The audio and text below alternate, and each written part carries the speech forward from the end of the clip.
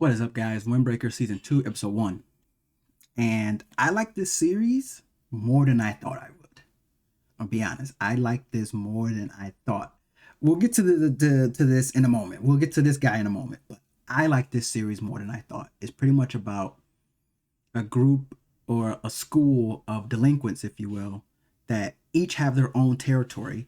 And right now we're focusing on Furin, which is the main group, right, that goes to bat for their friends, that are, they call themselves the heroes of that town that they're protecting, right? And they're pretty much just like going at it with other schools in their own territory, depending on what the conflict arises. Now,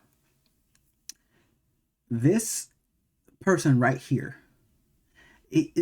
this is the Takamichi of the series. This person right here is the Takamichi of the series. And for those of you who don't know who Takamichi is, Tokyo Revengers. Takamichi is one of the main characters, if not the main character, and useless. Insanely so, right? Always crying, always, it's just insane. But that being said, I did like the first season of Tokyo Revengers. I liked the characters, and I thought that this was going to be that. But as it turns out, the main character, Sakura, is actually pretty badass. It's actually pretty badass. Now, this character here is a Takamichi of the series. Now,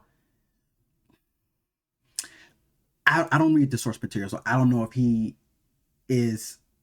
Right now, to me, he's kind of like a supporting character because Sakura has some flaws, and this guy is kind of there to, help that out. But we're gonna go over some scenes here.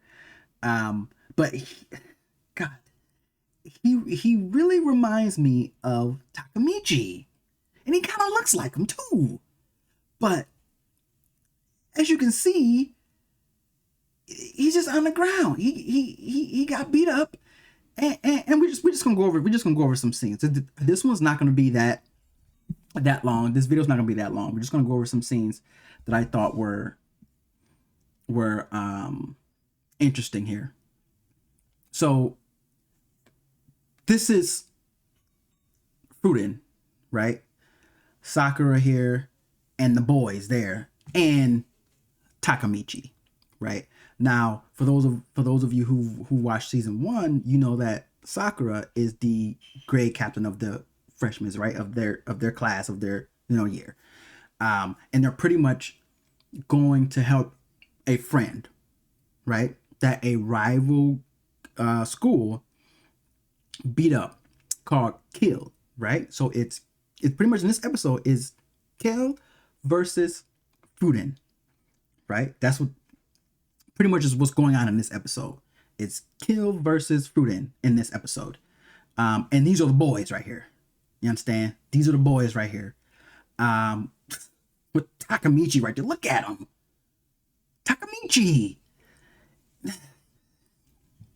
Going to another scene here. Again, this is the main character, in my opinion. He's the main character, and he's actually useful. He's actually badass. He can actually fight, right? In the first season, he was talking a lot of shit, right? But he could actually back it up. He could actually back up what he said. So that's why I like this character, because I thought it was going to be another Tokyo Revengers, but then you got him, and he's actually badass. Like, I like this. So this episode was pretty much Furin versus Keel, and they were just fighting. They were just going all out. Keel has numbers on their side, while Furin just has, these elites, like those 4 that I showed you. And they're going to bat for a friend, right? So that's why they're there. So we're going to go over to this scene here.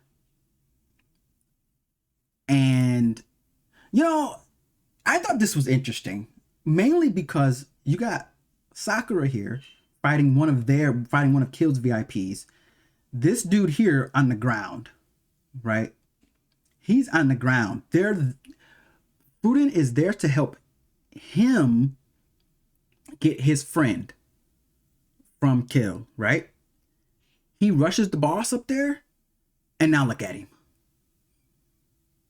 You understand what I'm saying? I expected nothing less, but I mean, listen, and this is Cloverworks, by the way. Animation is Cloverworks, so we know that they're a top tier studio, right? Cloverworks, and so we're gonna move on here because again, I don't want this video to be too long, but these are the VIPs on the Keel side that are going to challenge the the elites on Furin side, right? It's them versus them. So got some clash going here, got some fighting going here, which is great to see. And then, I mean,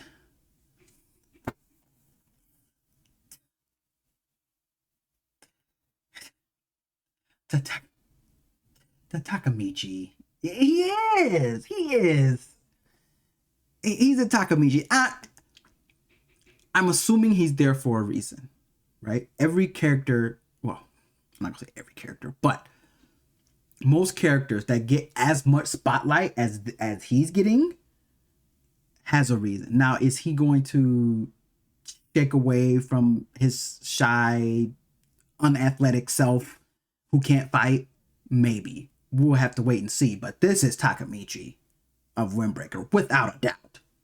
That's what this is. So, we have the second years coming to help out because, and it's a good thing they did, because Sakura's group was kind of getting overwhelmed because now since the VIPs are fighting them, they weren't able to help the fodder dudes. I'm gonna call them fodder because they are. They weren't able to help them, right? So they just started getting whooped until these guys came to help turn the tables, right? So it pretty much ends off with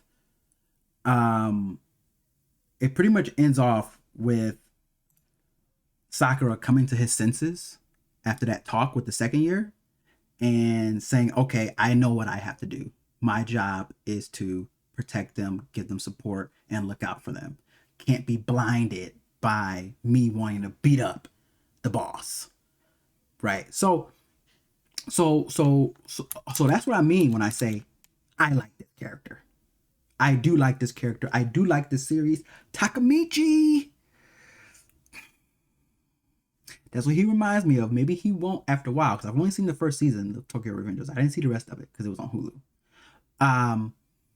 But this is just the first episode, and it started off really well. Really interesting, really well. Opening is good. The ending is good. The music that was playing on it is good. So I'm excited to see what this season has in store for Windbreakers. But let me know what you guys think about this about Windbreakers. Does that guy remind you of Takamichi from Tokyo Revengers? Let me know what you guys think in the comment section below. That's all I have for this one. Keep on keeping on.